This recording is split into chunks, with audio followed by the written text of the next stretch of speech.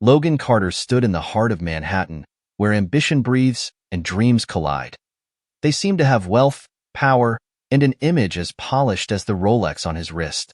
That night, as he opened the door to Etoile, the city's most prestigious French restaurant, Logan exuded confidence that only comes from years of relentless success. Yet, behind his tailored suit and perfectly timed smile lay a man haunted by choices he rarely allowed himself to revisit. Beside him was Sophia Blake, a stunning model whose presence seemed crafted to complete his immaculate facade. As they stepped inside, the glow of crystal chandeliers and the inviting aroma of truffle butter wrapped around them like a curated dream. Logan nodded absent-mindedly to Sophia's compliment about the ambience, but his mind was elsewhere, already racing toward the deal he hoped to close at next week's gala. Life, for Logan, was a calculated series of events, until the moment he saw her. A waitress moving swiftly across the room caught his eye, and the world around him seemed to freeze. Her face was unmistakable. Clara Bennett, his ex-wife, the woman he had once loved but had long since pushed aside in favor of his insatiable climb to the top. She looked different now, but not because of the black apron tied around her waist. Beneath the uniform, her belly was unmistakably swollen. Pregnant. Very pregnant. For the first time in years, Logan's composure cracked. Questions swirled in his mind like a storm. Was the child his? Why hadn't she told him? And what was she doing here, working as a waitress in a city where their paths were bound to cross? The answers he sought wouldn't come quickly. But one thing was sure. Logan's carefully controlled world was about to unravel, and the woman he had once left behind might hold the key to his redemption or his downfall. Could this be the turning point for Logan? Or will his past mistakes continue to define his future? Stay tuned for this deeply emotional journey of love, loss, and second chances. Don't miss the next chapter of this story. Subscribe to our channel now and explore tales that touch the heart and inspire the soul. Logan Carter sat stiffly at the table, his gaze fixed on the menu Sophia held up for them to view. Her perfectly manicured hand traced the options, her voice lilting excitedly as she discussed the upcoming charity gala. He nodded absently, his mind already adrift. Across the room, the sight of Clara Bennett had shaken something deep within him, something he couldn't quite name. It wasn't just the shock of seeing her after so many years. It was the reality of her condition, her pregnancy. He tried to focus on Sophia's chatter, but his eyes betrayed him, darting repeatedly to where Clara moved between tables, her motions brisk yet graceful. She was different now, more composed, more resilient. The woman he remembered had been quiet, almost invisible in the shadow of his towering ambitions. But now, even from a distance, he could sense a strength in her that hadn't been there before. Logan, Sophia's voice snapped him back to the present. She tilted her head, her crimson lips curving into a slight frown. Are you even listening? He forced a smile, the kind he had perfected for business meetings and social gatherings. Of course. You were saying something about the photographer? Sophia's irritation melted into a satisfied grin. I said we should confirm the couple shoot for Vogue. It's the perfect way to showcase us as a power couple. Brilliant idea, Logan replied, though he hadn't processed a single word. His mind was elsewhere, replaying memories he thought he had buried. The nights Clara would wait for him, only to see him stride past her with a brief nod, his thoughts consumed by deals and strategies. The few rare dinners they'd shared, where her attempts to discuss starting a family had been met with dismissive silence or outright rejection. He glanced at her again. She was clearing the table now, her shoulders set with quiet determination. When their eyes met briefly, it was as though the room faded away. Clara froze, nearly dropping the tray in her hands, but recovered quickly, returning to her work. Logan couldn't bear the weight of the questions piling in his chest. Excuse me, he muttered to Sophia, pushing back his chair. Without waiting for her response, he followed Clara's path, weaving through the tables until he intercepted her near the kitchen doors. Clara, he said, his voice low but firm. She stopped abruptly, clutching the tray as if it were a shield. Her deep brown eyes, now tinged with wariness, met his. Mr. Carter, she replied, her tone clipped and formal. "Don't do that," he said, frustration lacing his words. "Don't treat me like a stranger." Clara's gaze flicked to the kitchen, where other staff were bustling. "This isn't the time or place," she said evenly. Logan's eyes dropped to her swollen belly, and his breath caught. "Is it mine?" Her grip on the tray tightened. "I don't owe you an explanation," she said quietly. "Please, let me get back to work." Before he could respond, she turned and disappeared through the kitchen doors, leaving him rooted to the spot, a mix of anger and confusion boiling inside him. That night, Logan returned to his penthouse, a glass of whiskey in hand as he stood by the floor-to-ceiling windows overlooking Manhattan. The city lights shimmered like stars, but they offered no clarity. His thoughts were consumed by Clara, by her sudden reappearance and the unmistakable reality of her pregnancy. He remembered the day she left him. There had been no screaming or dramatic accusations, just a crushing silence as she signed the divorce papers and walked out of their lives together. At the time, he had told himself it was for the best. He needed freedom to focus on expanding Carter Financial to reach the pinnacle of success without distractions. But now, for the first time, he wondered if he had been wrong. Setting his glass down, Logan opened his laptop. His fingers hesitated over the keyboard before he began searching. It didn't take long to find Clara's information, her address in Queens, her job at Etoile, but the details of their divorce stopped him cold. She hadn't asked for anything, not a cent of his fortune, no alimony, nothing. He had dismissed it at the time as her pride, but now it gnawed at him. Why had she chosen to walk away with nothing? And then there was the file he stumbled upon, buried among other documents, a record from a fertility specialist. Clara had been trying to conceive during their marriage. The realization hit him like a blow. She had wanted a family all along, but he had been too blind, too consumed by his ambitions to see it. The next day, Logan arrived at Etoile minutes before closing time. Clara was wiping down a table when she saw him. Her expression hardened, and she straightened her posture as if bracing for a battle. "You can't keep showing up like this," she said, approaching him cautiously. Logan stood, his gaze steady. "We need to talk." "This can't wait," she sighed, glancing at the other staff who were beginning to pack up. "Fine, but make it quick." When they stepped outside, the cold air wrapped around them, sharp and unrelenting. Logan turned to her, his voice low but intense. "I know about the fertility specialist. Why didn't you tell me?" Clara's eyes widened briefly before narrowing in anger. "You had no right to dig into my life." "I had every right," he shot back. "You were trying to have a child while we were still married. Why didn't you tell me?" Her breath came out in a shaky exhale. "Because it didn't matter, Logan. You made it clear that children weren't part of your plan. I wanted a family, and you wanted success. There was no room for compromise." He stared at her, the weight of her words sinking in. "You should have told me."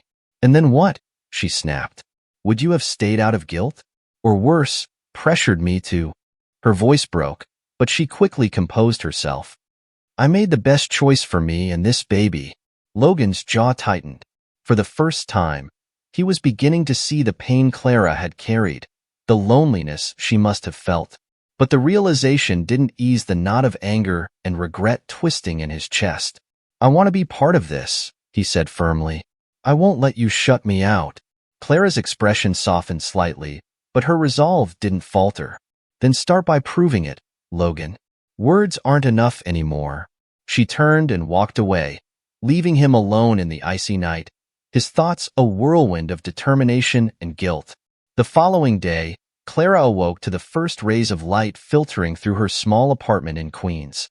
The baby shifted within her, a gentle but insistent reminder of how close she was to the finish line, and how unprepared she felt.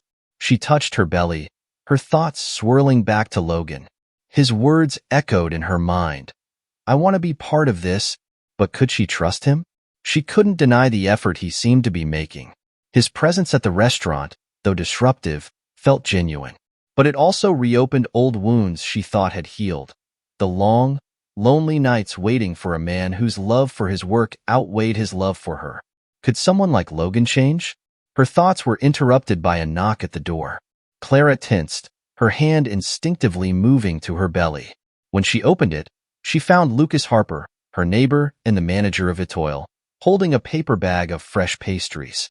"Morning, Clara," he said with a warm smile. "Thought you could use a pick-me-up after last night."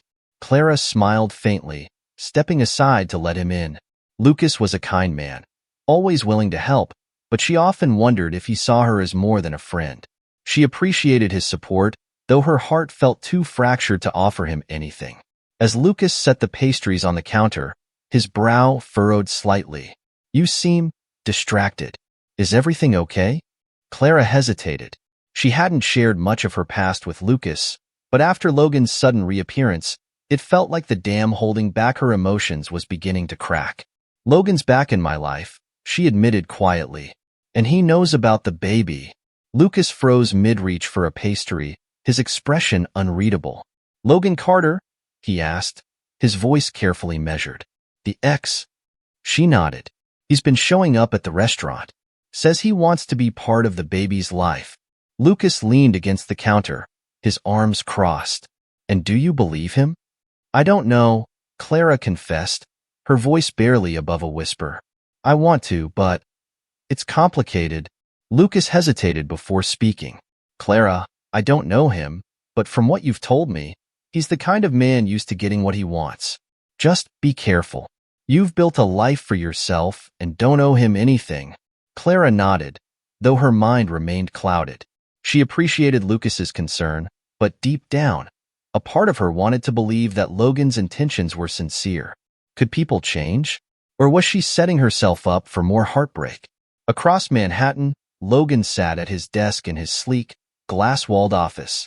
The view of the city stretched out before him, a reminder of everything he had built. But for the first time, it felt hollow. Meetings, deals, and profit margins all seemed insignificant compared to the image of Clara standing in that restaurant, her hand resting protectively on her belly. He leaned back in his chair, his thoughts spiraling. The man he had been during their marriage, the man who dismissed her dreams of a family as distractions, was not someone he wanted to be anymore.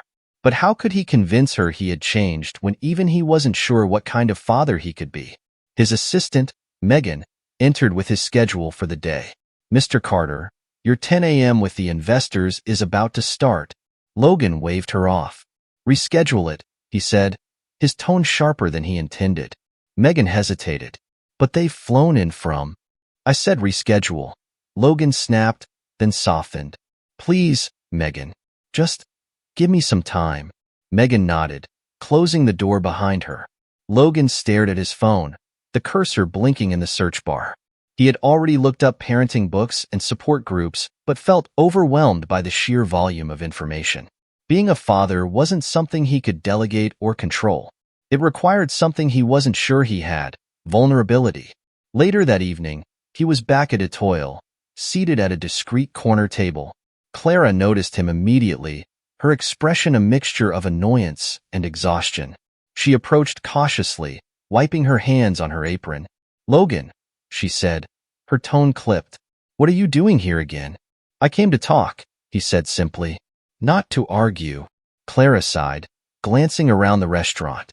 "I'm working. This isn't the time." "I'll wait," Logan replied, his determination unwavering. When the restaurant closed, Clara met him outside, the cold night air biting her exposed arms. She crossed them defensively as she faced him. "You're persistent. I'll give you that." "Because I mean it," Logan said, his voice steady. "I want to be part of this. Part of your life. The baby's life." Clara laughed bitterly. "Logan, you don't get it. This isn't just about showing up when it's convenient for you. Being a parent, being present, means putting someone else's needs before your own. Can you do that?" "Because the man I knew never could." Logan flinched at her words, but didn't look away. "I know I've made mistakes," he admitted, "but I'm not that man anymore. And I'm willing to prove it to you." Clara studied him, her gaze searching for any cracks in his resolve. "Words aren't enough," she said finally. "If you're serious, you'll have to show me. And even then, I'm not sure I can trust you." Logan nodded, accepting her challenge. "I'll do whatever it takes," he said softly.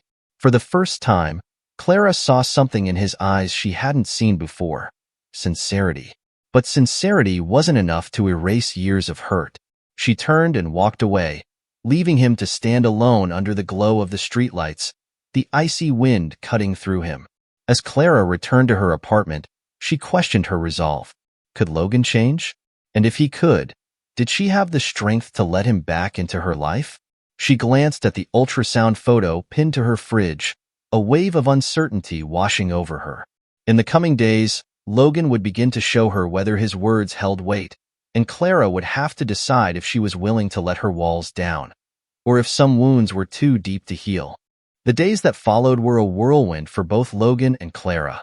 For Clara, work at Etoile became her refuge, where she could focus on something other than the relentless storm of emotions. But even in the comfort of routine, she couldn't escape the nagging thoughts of Logan, his persistence, his words, and the quiet vulnerability she had glimpsed during their last conversation. On the other hand, Logan had thrown himself into an entirely new world. Determined to prove himself, he spent hours researching what it meant to be a present father. Parenting books littered his pristine penthouse, and his search history was filled with questions about prenatal care and newborn essentials. Yet, it felt insufficient. He knew knowledge alone wouldn't win back Clara's trust. One evening, Clara entered her apartment after a long shift to find a package waiting at her door. Frowning, she picked it up and brought it inside. Opening it, she saw a collection of baby items: a soft blanket, a set of onesies, and a handwritten note. Clara, I know I can't change the past, but I want to be part of the future, for both of you. I hope this is a start. Logan. Clara's fingers lingered on the note. Her first instinct was to dismiss it as another calculated move, but something about the gesture felt different. It wasn't grand or ostentatious, it was thoughtful. Still, she wasn't ready to let her guard down. Later that week, Logan appeared at Etoile again, but this time, he didn't sit in the corner or try to corner her for a conversation.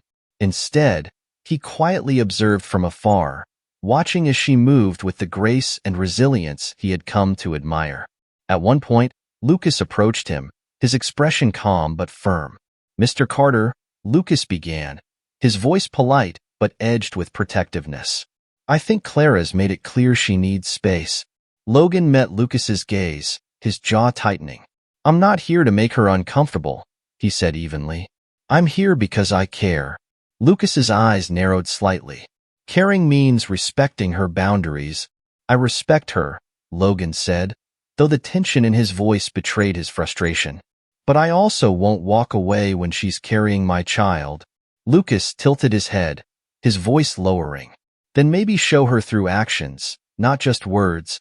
The exchange left both men bristling, but Logan couldn't deny the truth in Lucas's words. Clara didn't need more promises, she needed proof. A week later, Clara found herself standing in her tiny kitchen, stirring a pot of soup while trying to ignore the gnawing fatigue creeping up her spine. The baby shifted restlessly, and she paused, resting a hand on her belly. Her phone buzzed on the counter, jolting her from her thoughts. She wiped her hands and picked it up, her heart beating when she saw Logan's name. She considered ignoring it momentarily, but something compelled her to answer. "Clara," his voice came through, steady but tentative. "I know you're probably tired of hearing from me, but I was hoping we could meet, somewhere neutral. No pressure, just a conversation." She hesitated, weighing her options. The logical part of her wanted to refuse, but another part that remembered the small kindness of his recent gestures found itself curious. "Fine," she said after a long pause. "But only for a short time." Logan suggested a quiet cafe on the city's outskirts, far from Midtown's chaos. When Clara arrived, she found him seated at a small table, looking almost out of place in his tailored suit amidst the humble surroundings. He stood as she approached, gesturing for her to sit. They sat silently for a moment, the weight of their shared history hanging between them. Finally, Logan spoke. "I know I wasn't the husband you needed," he began, his voice low. "I was selfish, obsessed with my career, and blind to what you wanted. I thought success would make everything else fall into place, but I see now how much I failed you." Clara studied him, her expression unreadable. Why now, Logan? Why this sudden change? He sighed, running a hand through his hair. Because seeing you again made me realize how much I lost. And seeing you pregnant, it hit me. This isn't just about us anymore. It's about the baby. I want to do better, not just for them, but for you too. Clara's eyes softened slightly, though she remained guarded. It's not that simple. Words don't erase years of neglect, Logan. And they won't make me forget how I felt in our marriage, like I was always second to your ambitions. I know, Logan said earnestly, and I don't expect forgiveness overnight. But I will do whatever it takes to prove I've changed. Their conversation continued, slowly peeling back layers of hurt and misunderstanding. Logan admitted to his fears about fatherhood and not knowing how to be present. Clara, in turn, shared her struggle since leaving him, her financial hardships, her loneliness, and the decision to keep the baby a secret because she didn't believe he would want them.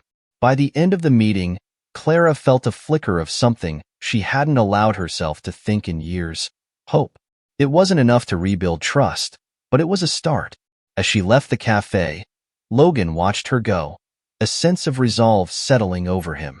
For the first time in years, he felt he had a purpose beyond himself, and he was determined not to squander it. The following weeks brought subtle but undeniable changes in Logan. The man who had once prioritized board meetings over birthday dinners began showing up in ways Clara never expected. True to his word, Logan demonstrated his commitment, not with grand gestures, but through consistent, quiet efforts. One evening, after another long shift at a toil, Clara entered the cool night air to find Logan waiting by the curb. He leaned casually against his sleek car, holding a steaming cup of tea.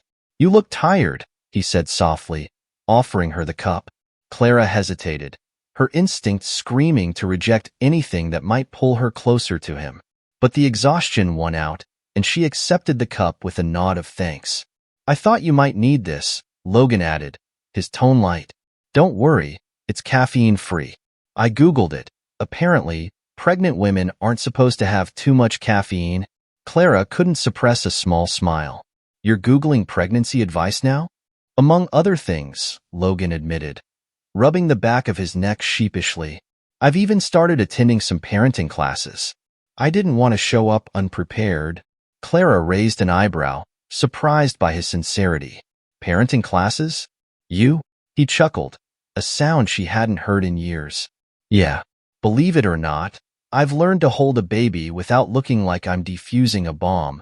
The conversation carried a warmth that felt unfamiliar but comforting. For a moment, the walls Clara had so carefully built began to lower. But just as quickly as the warmth came, her defenses snapped back into place. "This doesn't change anything, Logan," she said, her voice firm but not unkind. "It'll take more than tea and parenting classes to fix what's broken." Logan nodded, his expression serious. "I know. I'm not expecting miracles, Clara. I just want to be here. For you and the baby." Clara's resolve was tested sooner than she anticipated. One rainy evening, as she finished cleaning her apartment, a sudden, sharp pain shot through her abdomen. She gasped, gripping the edge of the counter as a wave of nausea overtook her. The baby shifted violently, and Clara knew something wasn't right. Panic set in as the pain became more frequent and sharper. She fumbled for her phone, dialing the only number she could think of in her frantic state. Logan answered on the second ring. "Clara? Are you okay?" "Logan," she managed, her voice trembling. "I think something's wrong. The baby." "I'm on my way," he interrupted, his tone instantly decisive. 15 minutes later, Logan burst into her apartment, his suit drenched from the rain but his focus unwavering. Clara was sitting on the couch, pale and visibly in pain. Without hesitation, Logan scooped her into his arms. "Hospital," she whispered weakly. "Hold on," Logan murmured, his grip firm but gentle. "I've got you." The ride to the hospital was tense, the silence broken only by Clara's labored breaths and Logan's murmured reassurances. When they arrived, the medical staff quickly wheeled Clara into a room, leaving Logan pacing anxiously in the waiting area. Lucas, notified by one of Clara's neighbors, arrived soon after. His concern was evident, but his demeanor shifted when he saw Logan. "Is she okay?" Lucas asked, his voice tight. "She's with the doctors now," Logan replied curtly, his eyes not leaving the double doors. Lucas studied him for a moment before nodding. "I'll stay until we hear something." Hours passed before a nurse emerged, her expression calm but serious. "The baby is fine, but Clara must stay under observation. She's experiencing preterm labor, and we'll need to monitor her closely to ensure both she and the baby remain stable." Relief washed over Logan, but a fierce determination quickly replaced it. He thanked the nurse and made his way to Clara's room. Inside, Clara lay on the hospital bed, her face pale but her eyes open. When she saw Logan, a weak smile crossed her lips. "You stayed," she said softly. "Of course, I stayed," Logan replied, pulling a chair to her bedside. "I'm not going anywhere." For the first time, Clara allowed herself to believe him. The man sitting beside her wasn't the Logan she had left behind. He was different, more present, more grounded. Lucas entered a few minutes later, his expression a mixture of relief and concern. Clara glanced between the two men, sensing the tension but ignoring it. "Thank you both," she said quietly, "for being here." As the night wore on, Logan and Lucas took turns watching Clara. It was an unspoken truce, and both men were united by their care for her. But for Logan, the experience was transformative. Sitting beside Clara as she rested, he felt the weight of his responsibility, not just to her, but to their unborn child. For the first time, he understood what it meant to put someone else's needs above his own. As dawn broke over the city, Logan made a silent promise to himself.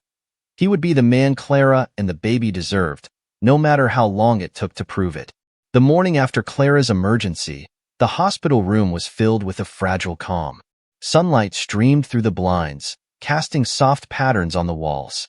Logan sat in a chair by Clara's bedside, his suit rumpled and his tie askew, a rare sight for a man who prided himself on perfection.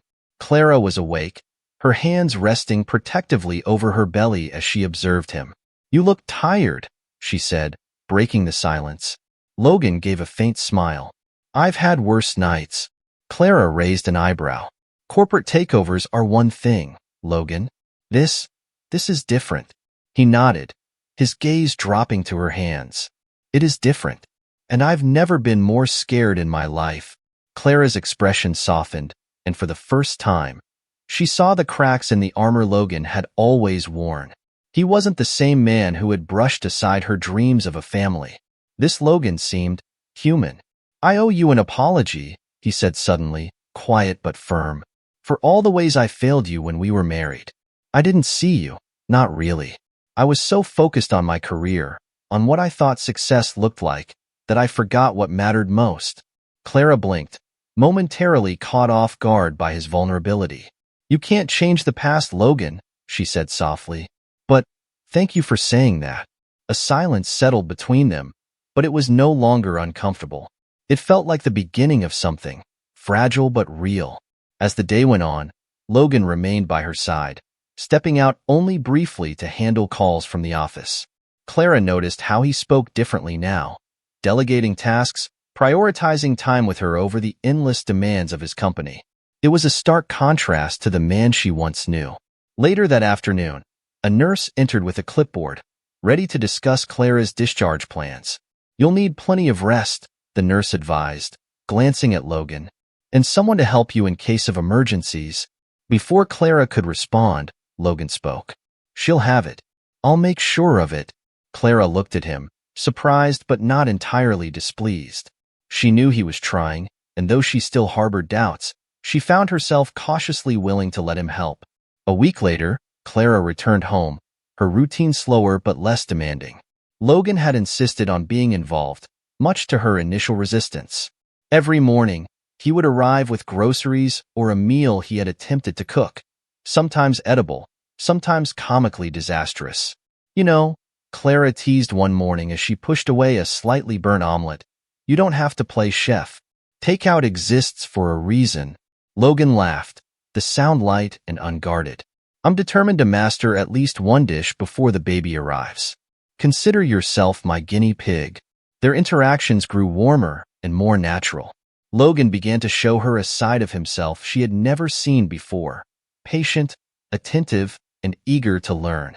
He asked questions about her appointments, the baby's progress, and even her favorite books and music, as if trying to fill the gaps of everything he had missed. Clara, in turn, found herself softening, though she remained cautious. Her trust, once shattered, was not something she could quickly rebuild. But she couldn't deny that Logan was changing. One afternoon, as they sat in her tiny living room, Logan held a book on parenting while Clara rested on the couch. She watched him as he furrowed his brow, flipping through pages with the intensity he once reserved for financial reports. "Logan," she said suddenly, her voice gentle. He looked up, his expression open. "Yeah. Why are you doing all this?" she asked, her hand resting on her belly. "Is it just for the baby? Or—" Logan set the book down and leaned forward, his gaze steady. "It started with the baby," he admitted. "But it's more than that now. I realized how much I took for granted. How much I took you for granted. Clara, I don't just want to be in the baby's life. I want to be in yours, too." Clara's breath hitched. She wanted to believe him, but the scars of their past still lingered. "Logan, He held up a hand, his tone soft but firm. "I'm not asking you to forgive me overnight. I know it'll take time. But I'm here, and I'm not going anywhere." For the first time, Clara allowed herself to hope. It wasn't a full embrace of his intentions, but it was a step, a small, cautious step toward something that could resemble a future together. As the days turned into weeks, Logan's efforts didn't waver. He attended Clara's doctor appointments, helped set up the baby's nursery, and even joined a prenatal yoga class, much to Clara's amusement. One evening, as they stood together in the nursery, Clara watched Logan assemble a crib. He fumbled with the instructions, muttering under his breath, and she couldn't help but laugh. "You know," she said, leaning against the doorway, "you could hire someone to do that." He grinned, holding up a screwdriver. "Where's the fun in that?" As the crib finally came together, Logan stepped back, wiping his hands on his jeans. He turned to Clara, his expression serious. "We're going to be okay," he said softly. Clara nodded, her heart swelling with a cautious but growing belief. Maybe we will. For the first time in a long time, she felt a glimmer of hope, a feeling that maybe, just maybe, they could find a way forward. Months passed, and Clara found herself slowly adjusting to Logan's presence in her life. Though she remained guarded, his consistent efforts chipped away at her walls. He had become a fixture in her routine, attending appointments, preparing meals, and offering support when her exhaustion got the best. One rainy evening, Clara sat in the living room, her feet propped up on a cushion as Logan fussed over her, adjusting blankets and ensuring she was comfortable. "Logan," she said, laughing softly, "I'm pregnant, not incapacitated." "I know," he replied, sitting beside her, "but I don't want you to overdo it. You've been pushing yourself too hard." Before Clara could respond, a sharp pain rippled through her abdomen. She gasped, clutching her belly as her face contorted in discomfort. "Clara?" Logan's voice was tight with concern. "It's time," she said breathlessly, gripping his hand. Logan sprang into action, grabbing the hospital bag they had packed weeks ago and helping Clara to the car. The drive to the hospital was tense, and every bump in the road felt like an eternity. Clara's breathing was labored, her grip on Logan's hand fierce. When they arrived, a team of nurses quickly ushered Clara into a delivery room. Logan stayed by her side, his expression a mixture of fear and determination. He had spent weeks preparing for this moment, but nothing could have readied him for the sight of Clara in pain, the sheer intensity of childbirth. "You're doing amazing," he murmured, holding her hand as she pushed through each contraction. Clara shot him a glare. "If you tell me to breathe one more time, I swear." Logan chuckled despite the tension, his admiration for her only growing. Hours later, the cries of a newborn filled the room. Clara's face softened as the nurse placed the baby in her arms, her exhaustion replaced by a profound sense of love. "It's a boy," the nurse announced, smiling. Clara looked down at the tiny, squirming bundle in her arms, tears streaming down her face. Logan leaned over, his gaze fixed on the baby with awe and disbelief. "He's perfect," Logan whispered, his voice thick with emotion. Clara glanced at him, a small smile playing on her lips. "He has your eyes." Logan reached out tentatively, his finger brushing the baby's tiny hand. The baby grasped it instinctively, and Logan felt his heart swell with a love he had never known. Life after the baby's arrival was a whirlwind of sleepless nights, diaper changes, and new routines. They named him Liam, a choice that felt simple yet significant. For Clara, motherhood brought her a sense of fulfillment. For Logan, it was a transformation that forced him to confront the man he had been and wanted to become. Logan began spending more time away from his office, delegating responsibilities and prioritizing Liam and Clara. His penthouse, once a sterile display of wealth, began to feel like a home as he filled it with baby toys, photos, and the sounds of laughter. One evening, as they sat together in the living room, Liam asleep in his bassinet, Logan turned to Clara. "I've been thinking," he began, his tone hesitant but earnest, "about what's next for us." Clara looked at him, her expression unreadable. "Logan, we're co-parents. That's all we need to figure out right now." He shook his head. "It's more than that. I don't just want to be Liam's father, Clara. I want to be there for you, too. I know I hurt you, and I'll spend the rest of my life making it up to you if I have to. But I want us to be a family." Clara's heart ached at his words. She could see the sincerity in his eyes, the vulnerability of a man who had finally realized what mattered. But trust wasn't something that could be rebuilt overnight. "Logan," she said softly, "I don't know if we can ever return to what we were. Too much has happened. But I can see how much you've changed. Maybe we can start with today and see where it leads." Logan nodded, a glimmer of hope in his expression. "That's all I'm asking for. A chance to prove myself, one day at a time." Months later, Clara, Logan, and Liam stood in a park on a crisp autumn afternoon. Logan held Liam in his arms, rocking him gently as Clara watched with contentment and cautious optimism. The sight of Logan with their son stirred something in her, a quiet hope that perhaps they could build something new together. As the leaves fell around them, Logan turned to Clara, a small smile on his face. "I know it's not perfect," he said, gesturing to the life they were creating. "But I think it's a start." Clara nodded, her hand resting on Liam's tiny foot. "It is," she agreed. For the first time, she allowed herself to imagine a future, not defined by past mistakes, but by the possibility of what they could create together. As the sun dipped below the horizon, bathing the park in a warm, golden glow, Clara realized that the journey ahead wouldn't be easy. But with Liam in her arms and Logan at her side, she felt ready to face it, one step at a time.